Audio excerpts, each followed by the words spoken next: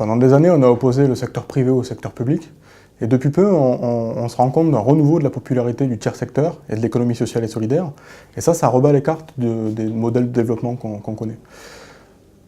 Plus encore, l'économie collaborative, qui permet de mettre en commun des ressources qui étaient jusque-là inutilisées, permet de faire émerger des nouveaux modèles de développement. Wikipédia, qui lui se revendique de l'économie de partage, va encore plus loin en permettant l'accès et l'utilisation des ressources à tout le monde. Donc, plutôt que de parler d'une panne des modèles de développement, je parlerai plutôt d'un renouveau et d'une transformation des modèles de développement qu'on connaissait jusqu'alors.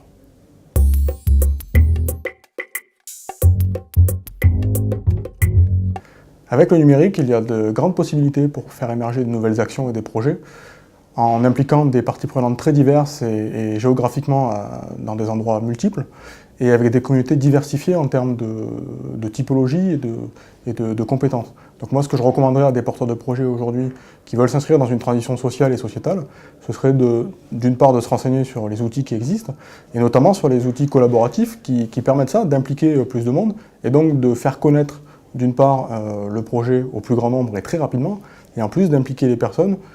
Et quand les personnes sont impliquées, on a un projet avec beaucoup plus d'impact.